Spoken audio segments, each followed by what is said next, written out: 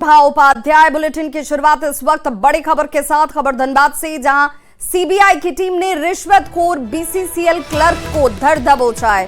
BCCL कोयला भवन प्रशासनिक विभाग में क्लर्क प्रणय सरकार को 14,000 रुपए के साथ सीबीआई की टीम ने रंगे हाथों पकड़ा है। बताया जा रहा है कि पीएफ पेंशन फाइल को लेकर प्रणय सरकार ने रिश्वत की मांग की थी, जिसकी शिकायत सीबीआई से शिकायतकर्ता ने की। सीबीआई की कार्रवाई से कोयला भवन में हड़कंप मच गया। इस खबर पर ज्यादा जानकारी दे रहे हैं न्यूज 18 संवाददाता संजय गुप्ता। क्लर्क प्रणय सरकार को रिश्वत की रकम के साथ आज धर दबोचा है। प्रणय सरकार कोयला भवन में एडमिनिस्ट्रेशन विभाग में क्लर्क है। पीएफ पेंशन को लेकर प्रणय सरकार ने रिश्वत की मांग की थी और इसी शिकायत के आलोक में सीबीआई की टीम आज कोयला नगर स्थित कार्यालय पहुंची और उसके बाद रिश्वत मांगने वाले प्रणय सरकार को 14,000 की रकम के साथ रंगे हाथ धर दबोचा है। फिलहाल सीबीआई की टीम प्रणय सरकार को अपने साथ गिरफ्तार कर ले गई है और बताया जा रहा है कि प्रणय सरकार के आवास की भी जांच सीबीआई की टीम कर रही है। संजय गुप्ता, न्यूज 18 धनबाद। खबर गुमला से, जहां कामडारा थाना क्षेत्र के नवा टोली में एक महिला के साथ डायन बिसाही के आरोप में मारपीट की गई। गांव के ही 2 लोगों पर मारपीट करने का आरोप है, जिसमें पुरुष और एक महिला पर यह मारपीट का आरोप लगा है। इसके बाद एक आरोपी ने उसके साथ दुष्कर्म की भी कोशिश की और इसी बीच पीड़ित की बेटी मौके पर पहुंच गई और मोबाइल से फोटो खींचने लगी, जिसके बाद आरोपी यहां से फरार होता है। पीड़ित महिला को इलाज के लिए सदर अस्पताल ले जाया गया। पीड़ित महिला ने थाने में आवेदन देकर कार्रवाई की मांग की है।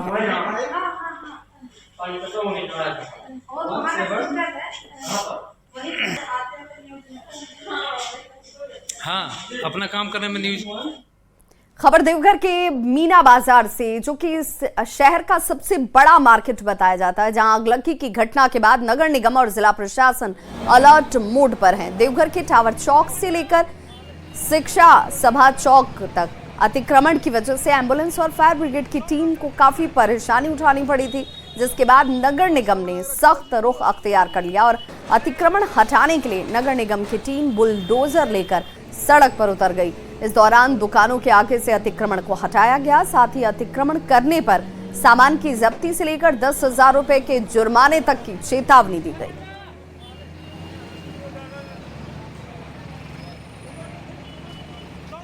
मंडी में आग लगी हुई थी, उसके कारण क्या हुआ था कि फायर की गाड़ी और एम्बुलेंस की गाड़ी लाने में बहुत दिक्कत हुई थी। उसी के मद्देनज़र जो है शहर के जितने भी ऐसे रोड है जहाँ पे अतिक्रमण किया जा रहा है, उसको अतिक्रमण मुक्त रखना है। ये जो है जिला प्रशासन और निगम प्रशासन दोनों का आदेश है। उसी के तहत जो है ये ड्राइव जो है चलती रहेगी। और टावर चौक चूँकि आज़ाद चौक सबसे वाइटल हमारे शहर का है और यहाँ का जाम की स्थिति ये है कि यहाँ पे एक 2 व्हीलर भी निकलने में परेशानी हो रही है। तो उसको देखते हुए ये है कि म्यूनिसिपल एक्ट के तहत आज से जो भी यदि अतिक्रमण करेगा उसको 10,000 का जुर्माना और उनका सामान को जो है जब्त कर लिया जाए। और बड़ी खबर इस वक्त रांची से, जहां झारखंड कैबिनेट की बैठक और 21 जनवरी को यह बैठक होने वाली है। झारखंड मंत्रालय में शाम 4 बजे यह बैठक होगी। कई महत्वपूर्ण प्रस्तावों पर मुहर लगने की संभावना जाहिर की जा रही है और इसीलिए इस बैठक पर सबकी निगाहें भी हैं। 21 जनवरी की तारीख जब झारखंड मंत्रालय में शाम 4 बजे यह बैठक शुरू होगी।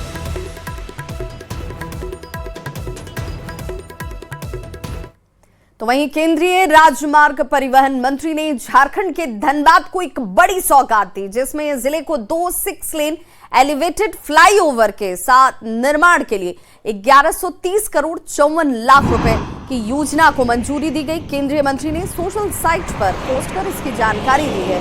NH-19 के हावड़ा नई दिल्ली राजमार्ग में लगने वाले जाम की परेशानी से इस योजना से लोगों को अब आने वाले वक्त में निजात मिल जाएगी। राष्ट्रीय राजमार्ग परिवहन मंत्री नितिन गडकरी ने बड़ी सौगात दी है। धनबाद वासियों को लंबे समय से NH-19 में लगने वाले जाम से निजात के लिए एलिवेटेड फ्लाईओवर की मांग थी, जिसे अब पूरा कर दिया गया है और इसे लेकर परिवहन मंत्री ने अपने एक्स पर पोस्ट भी किया है। अपने एक्स पोस्ट में परिवहन मंत्री ने कहा है कि राष्ट्रीय राजमार्ग 19 के बरवा अड्डा पानागढ़ के निरसा और गोविंदपुर क्षेत्र में मौजूदा फुटपाथ के पुनर्निर्माण और पुनर्वास सहित 2 6 लेन एलिवेटेड फ्लाईओवर के निर्माण के लिए 1130.54 करोड़ रुपए की लागत के साथ स्वीकृति दी गई है। यह परियोजना झारखंड और पश्चिम बंगाल को जोड़ने वाले राष्ट्रीय राजमार्ग NH-19 जो कि पुरानी GT रोड NH-2 का एक हिस्सा है। वर्तमान में संक्रेन, निरसा, गोविंदपुर के निर्मित क्षेत्रों से यह गुजर रहा है। इस मौजूदा प्रमुख क्रॉस रोड्स के साथ ग्रेड जंक्शन भी है जो निरसा में भीड़ भाड़ निर्माण करते हैं। प्रस्तावित ग्रेड निर्माण और संक्रेन बाईपास के रूप में कार्य करेगा और इस कॉरिडोर में सुचारू रूप से सुगम यातायात को सुनिश्चित करने में, भीड़ भाड़ को कम करने में मदद करेगा। यानी धनबाद वासियों को जो यह मांग थी कि NH-19 जो कि लोगों के जाने का दिल्ली और कोलकाता का एक सुगम रास्ता है, उसमें जाम की समस्या हो रही थी और इसमें लोग काफी परेशान हो रहे थे।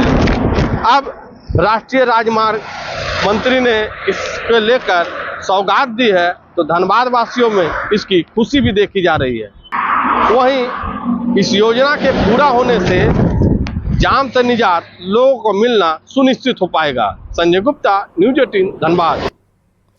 जमशेदपुर में NH-33 पर आज एलिवेटेड कॉरिडोर के काम की विधिवत शुरुआत की गई। इसमें मुख्य अतिथि के तौर पर सांसद विद्युत वरण महतो और विधायक सरयू राय मौजूद रहे। सांसद ने काम शुरू होने पर खुशी जाहिर की और शहर में जाम की समस्या में कमी आने की उम्मीद जाहिर की गई। उन्होंने कॉरिडोर को मंजूरी देने के लिए केंद्रीय परिवहन मंत्री नितिन गडकरी को धन्यवाद दिया। इस मौके पर विधायक सरयू राय ने कहा कि शहर से बाहर जाने वाली गाड़ियों को बिना शहर में आए बाहर निकलने में सुविधा होगी।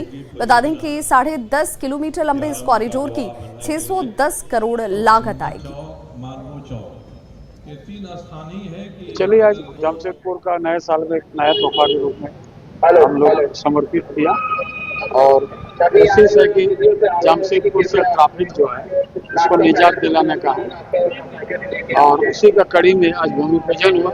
इंफ्रा जो एशिया लेवल का कॉन्ट्रैक्टर है, 32 महीना लगभग लगेगा इसका, तो हम लोग कोशिश की कि 2 साल का भीतर इसका बन जाए। इसको 10 साल पहले हो जाना चाहिए था, विलम्ब से हुआ है मगर स्वागत योग्य है। इसका काम शुरू हो गया है और मुझे लगता है कि 2 से 2.5 साल के बीच में काम पूरा हो जाएगा तो मानगो के आम जनता को इससे बड़ी राहत मिलेगी। पुल के नीचे का ट्रैफिक आम जनता के उपयोग में आएगा और जो भारी वाहन आ रहे हैं औद्योगिक क्षेत्र के लिए वो इसके ऊपर से गुजर जाएंगे। देवघर पहुंचे केंद्रीय मत्स्य पालन, पशुपालन एवं डेयरी विभाग के राज्य मंत्री SP बघेल ने बाबा मंदिर में पूजा अर्चना की। केंद्रीय मंत्री ने किसानों की आय को दोगुना करने के लिए परंपरागत खेती की उन्नत पशुपालन खेती की अपील करते हुए नजर आए, जिसमें उन्नत खेती भी होगी, पशुपालन भी बेहतर तरीके से हो पाएगा। उन्होंने मछली पालन, मुर्गी पालन, बकरी पालन, बत्तख पालन के साथ ड्रिप इरिगेशन का इस्तेमाल करने की भी अपील की। पशुपालन, मछली पालन, मुर्गी पालन, सुगर पालन, बकरी पालन, बत्तख पालन, ड्रिप इरिगेशन इस्तेमाल करके पानी बचाएं और यील्ड बढ़ाएं और स्प्रिंकलर इरिगेशन, फूलों की खेती, फलों की खेती, औषधि खेती, प्राकृतिक खेती और ऑर्गेनिक खेती के द्वारा हम अपनी आय को दुगना कर सकते हैं। दुमका से बड़ी खबर, जहां शिक्षक की हत्या के मामले में बड़ा खुलासा किया गया है। स्कूल का क्लर्क इस मामले में गिरफ्तार हुआ है। क्लर्क से पूछताछ की जाएगी और ये माना जा रहा है कि संभवतः कई खुलासे इस पूछताछ में सामने आ सकते हैं। आपको बता दें कि नगर थाना क्षेत्र के गिद्धवनी पहाड़ी मोहल्ले के रहने वाले शिक्षक बिंतुयूष हेम्ब्रम का शव मुफस्सिल थाना क्षेत्र के बगडुब्बी गांव के जंगल से बरामद किया हुआ गया और परिजनों ने हत्या कर शव को लटकाने का आरोप लगाया था। नामजद अभियुक्त को हम लोगों ने गिरफ्तार किया है। चूँकि उसका स्कूल में ही साथ में रहते थे और शराब आदि का सेवन करते थे और थोड़ा तुनक मिजाजी थे और कुछ आंतरिक मामला है जिसको लेके वो खफा रहते थे। संभवतः शिक्षक उसको रोक टोक करते थे जिससे वो नाखुश रहता था और शराब उराब भी पीता था। वो उसका और भी कैरेक्टर का हम लोग पता लगाए कि जो सही नहीं है, तो संभावना परिस्थितिजन्य साक्ष्य उसके खिलाफ में है। अगली खबर सिमडेगा से, जहां पर कोलेबीरा और बानो प्रखंड में नदियों से अवैध बालू का उठाव लगातार जारी है। तस्कर इसे सुनसान इलाके में स्टॉक कर रहे हैं, जहां से चोरी छिपे ऊंचे दामों पर बालू की बिक्री की जा रही है। डीसी सिमडेगा जय कुमार सिंह ने जिले के सभी सीओ को बालू के अवैध उठाव को रोकने के आदेश दिए हैं, लेकिन प्रखंडों में इन आदेशों की अवहेलना साफ नजर आती है। प्रखंडों में प्रशासन सुस्त है और बालू माफिया चुस्त। कल बात आई है, जिला खनन पदाधिकारी और संबंधित अंचल अधिकारी को मैंने तुरंत इस मामले को उनके नॉलेज में दिया है और औचक तौर पे रूटीन और औचक दोनों वहाँ पर छापेमारी करके अगर कोई अवैध बालू ढोता हुआ पाया जाएगा तो नियमानुसार उसके विरुद्ध कार्रवाई की जाएगी। खबर पाकुड़ से, जहां हिरणपुर के राम पहाड़ में भारी मात्रा में जमा कर रखे गए कोयले को पुलिस ने जब्त कर लिया। करीब 5 से 6 ट्रैक्टर कोयले को जब्त कर कोल कंपनी को पुलिस ने सौंपा है। हालांकि थाना प्रभारी को सूचना मिली कि राम पहाड़ गांव से अवैध कोयले का भंडारण कर उसे खपाया जा रहा है, जिसके बाद एक्शन में पुलिस आती है और कार्रवाई में ये बड़ी सफलता हाथ लगी।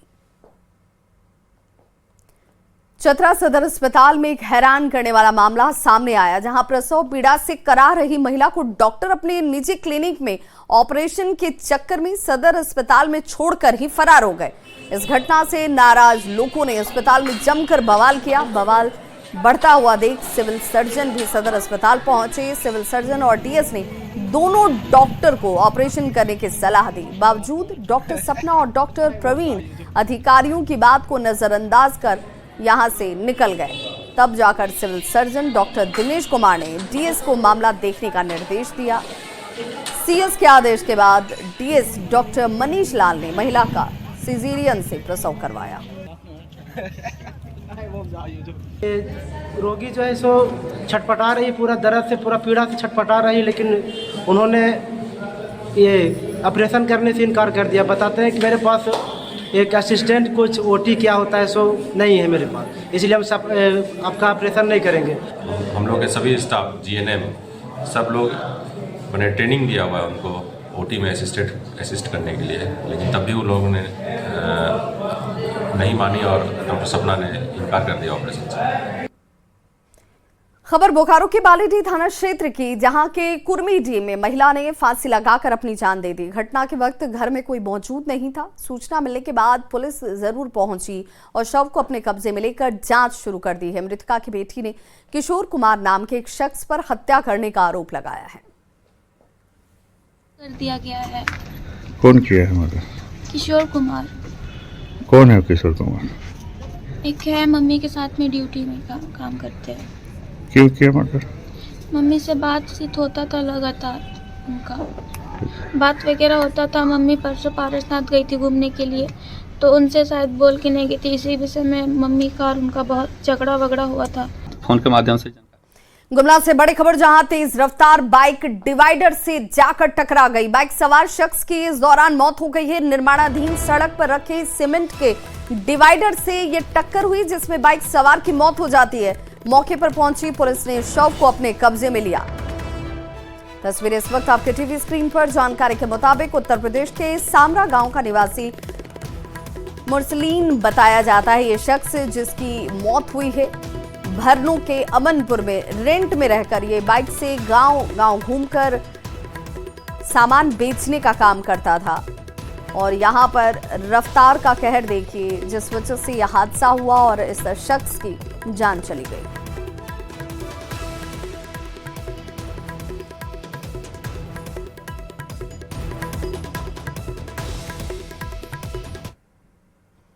बिहार की बेटी संचिता बसु ने ओटीटी प्लेटफॉर्म्स हॉटस्टार पर अपना झंडा लहरा दिया है। इनकी रिलीज हुई वेब सीरीज ठुकरा के मेरा प्यार ओटीटी प्लेटफॉर्म हॉटस्टार पर ट्रेंड कर रहा है।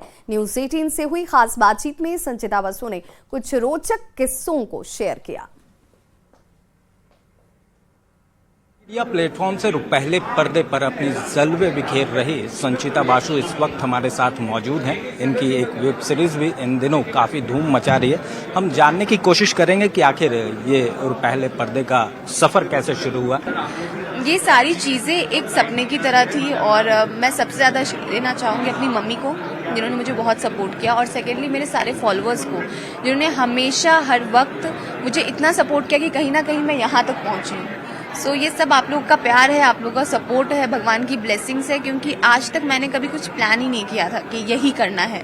सो ये सब चीज़ कभी ना कभी मैं बोलती हूँ कि एक ब्लेसिंग, एक डेस्टिनी होती है ना, आपकी लिखी रहती है कि आप बस चलते चले जाते हो, बस वैसे। बट ये जो कैरेक्टर है शान्विका का, ये बहुत एक्सप्रेसिव कैरेक्टर है और वो हर चीज़ एक्सप्रेस करती है, बहुत कॉन्फिडेंट है, उसे जो चाहिए वो चाहिए, ऐसी लड़की है। तो वो सारी चीज़ों को अपने अंदर ढालने में मुझे 2 महीने लगे, क्योंकि हम लोग वर्कशॉप करते थे और हर दिन डायलॉग्स वगैरह प्रैक्टिस करते थे और हर कोई ये बोलता था कि तू फील कर कि तू वो है, तुम ऐसे बोलो, वैसे बोलो, जोर से बोलो, क्योंकि मैं बहुत धीरे बोलती हूँ। तो वो हर चीज़ घर में मैं चिल्लाती थी, मैं खुद को वैसा बनाती थी, तो वही दिखा। बहुत अच्छा लगा और प्लीज़ मुझे इसी तरह रांची बुलाते रहिए और ढेर सारा प्यार दीजिए, ठुकरा के मेरा प्यार को। ऐसे बिहार झारखंड हमारा घर ही है। सो या थैंक यू। तो ये हमारे साथ संचिता बासु थी, जिन्होंने जाहिर तौर पर बताया कि वो इस किरदार को काफ़ी एंजॉय किया और इसके लिए जो तैयारियां, जो प्रिपरेशन उन्होंने की, वो भी काफ़ी शानदार थी। तो संचिता बासु ने लोगों से भी कहा है अब वेब सीरीज को और प्यार दें ताकि वो अपने जीवन में और आगे बढ़ सके। कैमरामैन प्रभाकर के साथ ओम प्रकाश, न्यूज़ 18 रांची। स्वास्थ्य मंत्री डॉक्टर इरफान अंसारी ने कहा कि बेकार अस्पताल टूटेंगे और नए अस्पताल बनेंगे। स्वास्थ्य मंत्री डॉक्टर इरफान अंसारी ने बजट में राज्य के स्वास्थ्य व्यवस्था में एक बड़े बदलाव कर हेल्थ की गारंटी देने की बात कही। उन्होंने बीजेपी पर 12 साल तक राज्य के स्वास्थ्य व्यवस्था पर ध्यान न देने का भी आरोप लगाया और कहा कि स्वास्थ्य और शिक्षा का बाजारीकरण नहीं होने दिया जाएगा। जितने भी अस्पताल हैं, प्राइवेट हॉस्पिटल जो हमसे टैग रहे हैं, चाहे वो आयुष्मान से हो, चाहे झारखंड गवर्नमेंट ने एनओसी दिया हो, मैंने कहा है कि जब पेशेंट मर जाए तो इंसानियत के नाते आप बॉडी छोड़ दीजिए। मैं बार बार बोल रहा हूं कि स्वास्थ्य और एजुकेशन ये व्यवसायकरण नहीं है, ये एक इंसानियत भी होनी चाहिए। कमर्शियलाइज आप लोग कर दिए हैं इसको, हेल्थ को और एजुकेशन को, ये नहीं होने दूंगा मैं। जो हॉस्पिटल हमारी बातों को डिसऑबे करेगा उस हॉस्पिटल को पे कार्रवाई होगी। कुछ बिल्डिंगें बनी हैं तो बिल्डिंग विभाग बना दिया, उसको कोई मतलब नहीं कि हॉस्पिटल कैसा होगा। कई बिल्डिंग को अभी तोड़ने जा रहे हैं, वो हॉस्पिटल के लायक ही नहीं बिल्डिंग है, नाम हॉस्पिटल है लेकिन उसमें ना प्लांट कहाँ लगेगा, ऑक्सीजन प्लांट कहाँ जाएगा, ऑक्सीजन कैसे जाएगा, वहाँ एपरेटस कैसे लगेगा, MRI मशीन कैसे लगेगा, तो बहुत सा बातें हैं, तो इस पर भी हम फोकस करेंगे। वित्त मंत्री राधाकृष्ण किशोर ने एक बड़ा बयान दिया। उन्होंने कहा कि 450 रुपए में घरेलू गैस सिलेंडर मिलने में अभी लंबा इंतजार करना होगा। वित्त मंत्री ने कहा कि चुनाव से पहले कांग्रेस ने लोगों को 450 रुपए में गैस सिलेंडर उपलब्ध कराने का वादा किया था, लेकिन इस पर कार्य नहीं हुआ है। उन्होंने ये भी कहा कि इंडिया गठबंधन के सभी घटक दल इस पर आगे विचार करेंगे और 450 रुपए में गैस सिलेंडर उपलब्ध करवाएंगे। 450 रुपये प्रति गैस सिलेंडर देने की बात हम लोगों ने कही थी, इंडिया गठबंधन के घटक दल ने भी कहा होगा। ये गवर्नमेंट के प्लेटफॉर्म पर जहां घटक दल के सभी लोग नेता रहेंगे उस पर एक विचार विमर्श होगा और एक नीति तैयार की जाएगी ताकि हम अपने लोगों को 450 रुपया गैस प्रति सिलेंडर दे सकें। खबर रामगढ़ से, जहां पर सड़क हादसों को रोकने के लिए जिला परिवहन विभाग और ट्रैफिक पुलिस की तरफ से अभियान लगातार चलाए जा रहे हैं और बिना हेलमेट पहने बाइक और बिना सीट बेल्ट लगाए कार चलाने वाले चालकों को जागरूक किया जा रहा है, उनसे फाइन तक वसूले जा रहे हैं। प्रशासन की ओर से चलाए जा रहे सड़क सुरक्षा जागरूकता अभियान को लोग बेहद पसंद कर रहे हैं। हम सड़क सुरक्षा माह मना रहे हैं। 1 जनवरी से 31 जनवरी तक का ये पूरा कार्यक्रम है। इसमें हम हर कोशिश कर रहे हैं कि सभी को मोटिवेट कर सकें कि यातायात नियमों का वो पालन करें। दंड करना तो कोई सलूशन नहीं है। हर कोई जो है वो जागरूक हो। जान है तो जहान है। ये जान की पूरी रिस्पॉन्सिबिलिटी आपकी खुद की है। आपके परिवार जो हैं वो आप पर आश्रित हैं। आप जब बाहर निकलते हैं तो इस सोच से निकलिए कि फिर वापस भी आना है सुरक्षित। इसलिए हम हर तरीके से मोटिवेट करना चाह रहे हैं कि आप हेलमेट लगाएं, सीट बेल्ट लगाएं, यातायात के नियमों का पालन करें। रामगढ़ पुलिस सड़क सुरक्षा सब लेकर के काफ़ी सजग दिख रही है, अभियान चला रही है ताकि लोग बिना हेलमेट के, बिना सीट बेल्ट लगाए गाड़ी का परिचालन ना करें और वे दुर्घटना के शिकार ना हो। हम कुछ लोगों से सीधे जानते हैं कि अभी रामगढ़ पुलिस एक अभियान चला रही है सड़क सुरक्षा को लेकर के कि आप नियम कायदे से बाइक चलाएं, कार चलाएं, तो इसको कैसे देखते हैं आप? ये बहुत अच्छा पहल है और ये फर्स्ट टाइम ऐसा रामगढ़ में हो रहा है। इससे अच्छा है, इससे पहले जो है इस टाइप से चेकिंग नहीं हुआ करती थी।